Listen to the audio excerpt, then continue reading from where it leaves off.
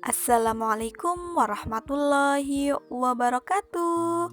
Sugeng enjing lares soleh lan soleha kelas gangsal. Kepripun kabare dinten niki? Mugi-mugi sedaya sami sehat lan tetep semangat anggene sinau nggih. Dinten niki kita badhe sesarengan sinau bahasa Jawa kelas gangsal babagan sesorah utawa pidato. Saderenge kita sinau, kita wiwiti kanthi waos kalimat basmalah sareng-sareng nggih. Bismillahirrahmanirrahim. Ancas piwulangan atau tujuan pembelajaran dinten menika yaiku 1. Siswa dapat memahami teks pidato. 2.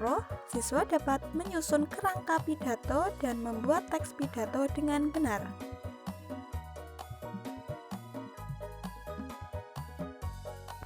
Opo iku sing diarani sesorah? Sesorah menika pidato, yaiku micara utawi matur utawi nglairake gagasan sarana lesan ing sangarepe tiyang kathah ancas tinamtu. Artinya, pidato itu adalah berbicara secara lisan di depan orang banyak untuk maksud tertentu. Teknik utawa metode sesorah utawa pidato ana 4. 1. Sesorah kanthi cara apalan, yaiku ngapalake naskah. 2. Sesorah kanthi cara naskah, yaiku pidato kanthi maca sawutuweh naskah utawa teks pidato. 3. Sesorah kanthi cara impromptu, yaiku pidato kanthi dadakan utawa spontan. Lan 4. Sesorah kanthi cara ekstemporan, yaiku pidato kanthi gawe catetan bakune utawa pokok-pokok sesorahe. Saiki tujuan sesorah yaiku 1. Atur pambagyo, yaiku sesorah kanggo nampa rawuhe tamu kang ana ing acara apa wae, kayata acara syukuran, tanggap warsa, pengantenan lan sapanunggalane. Artinya, pidato untuk menerima kedatangan tamu seperti acara syukuran, kemudian khitanan, ulang tahun maupun pernikahan. Nomor 2, atur pawarto, yaiku sesorah kang aweh kabar utawa informasi, umpamane acara rapat organisasi, promosi barang.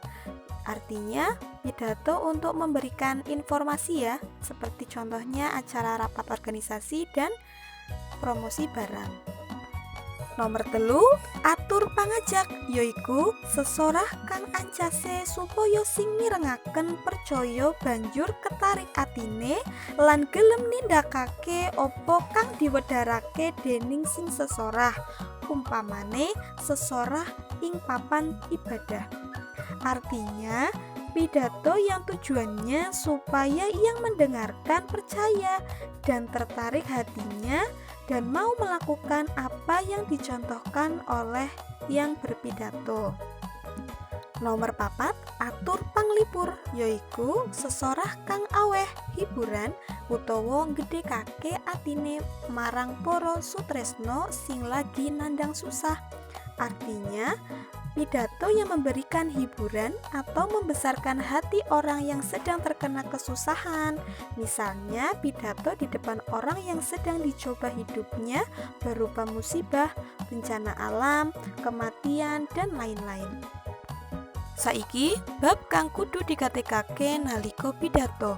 1. Basa. Basa kang digunakake kudu cocok karo sing diadepi. Contone, bahasa ngoko digunakan ketika yang dihadapi itu anak-anak atau yang lebih muda dari yang membaca pidato. Sedangkan bahasa kromo digunakan ketika menghadapi orang yang lebih tua atau orang yang harus dihormati. Nomor 2, busono. Menawa sesorah becike nggunakake busana kang becik lan sopan. Artinya ketika berpidato alangkah baiknya menggunakan pakaian yang baik dan sopan. Nomor 3, swara, yaiku kaitane karo intonasi swara.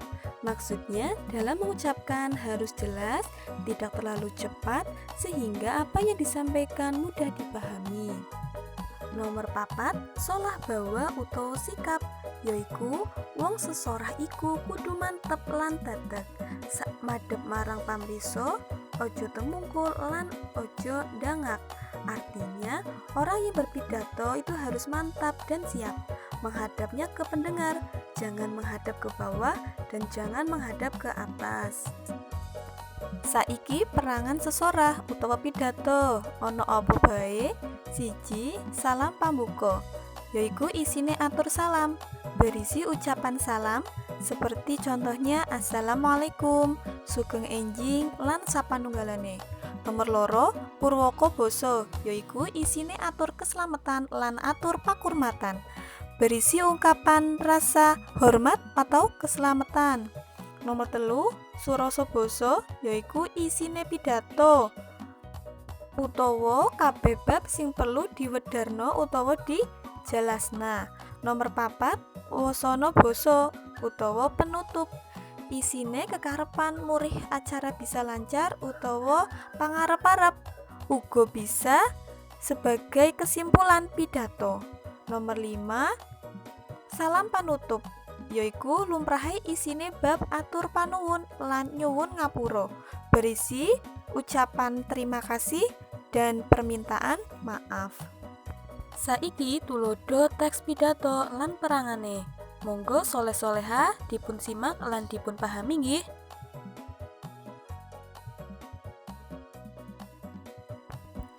Makaten materi piwulang dinten iki. Mugi mbekta manfaat. Monggo dipahami lan disinaoni piyambak malih materine nggih. Sadurunge kita akhiri kanthi waos kalimat hamdalah sareng-sareng.